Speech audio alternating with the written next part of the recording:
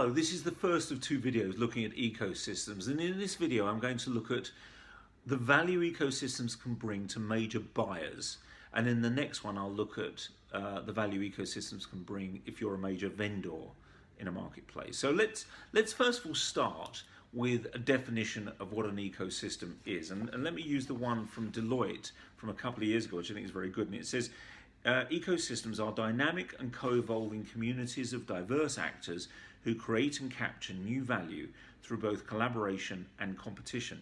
Now, let's just look at that for a moment.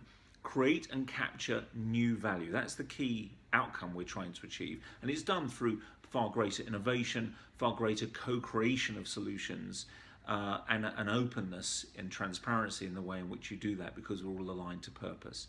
So the elements that are critical in that are firstly a common purpose, a really clear common purpose, a joint vision if you like. Secondly, trusted relationships that enable these open conversations to take place. And thirdly then, behaviours that reflect the first two of those, the common purpose and the trusted behaviours, trusted relationships. Now, the key there is trust, and we have developed a model of trust that we use to drive the way in which you develop these ecosystems. It's based on Stephen R. Covey's model from his book Speed of Trust, which basically says that trust has two dimensions, which is capability, the things you can do, and character, how you do it. And it's character that makes the difference. It's character is the reason that people choose you, but most organizations focus on capability, what they can do in their bids, in their sales conversations and so on.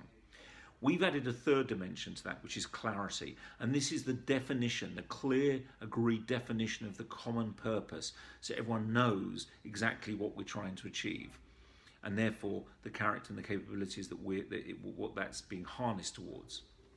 If you have that, we think you have far greater trust capacity, which is the fourth C there, between you, which means you're more able to develop innovative solutions and co-create answers and so on. Now, within an ecosystem could be two parties, a buyer and a seller, and if they demonstrate those behaviors, they will achieve more. But the ecosystem really is about having more parties. So let's start with, if you're a buyer, what does that mean? Well, you can, if you choose, work on the old model, which is, despite whatever warm words you use about your supply chain, fundamentally you're highly transactional, which means you have a series of linear binary trading relationships with lots of different suppliers. Often you're harnessing together to perform complex outcomes. When things go wrong, when they change, and they do both of those things, you've basically got a battleground on your hand, because everyone is passing the buck or trying to carve an extra piece of your pie for themselves. The alternative is to build an ecosystem where you take again those three dimensions of trust I mentioned and use that to design an ecosystem. So firstly, there's the clarity. There's the clear common purpose that you're seeking to develop. And that will almost certainly be defined in terms of the people you are serving ultimately. And that's where the purpose is going to sit and how you intend to serve them. Secondly, the character you wish to have demonstrated in your ecosystem that you want people to sign up to. And this is to do with the behaviors of everyone, the intention, the openness. Now, this can't be one way. This can't be a buyer saying, I want you all to be collaborative and behave, but I'm still going to crush you on price. And the minute I find someone cheaper, move away. No, there's got to be trust, mutual trust, to create mutual value. And so you need to define behaviors probably with your members of the ecosystem so that everyone signs up to it and understands they will get more value from this if they play the game properly. And thirdly then, the capability of the ecosystem. And this isn't just a list of things we can do. This is the way in which the ecosystem behaves. Can the ecosystem be innovative? Can it change? Can it adapt? There's a series of capabilities that you need to build into this that everyone needs to understand and consistently review and make sure that it's performing in that way.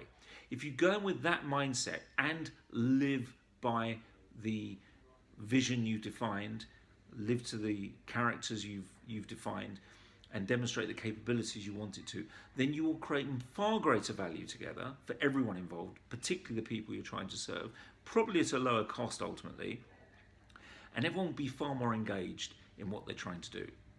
Now, at Mutual Value, this is the stuff we do. We help people design and behave in this way and develop the right approach, this sort of thing. So if you're interested, please do get in touch. And we've got more written materials on our knowledge base where we set out some of this in more detail. The next video will look at how this works for major vendors in the marketplace.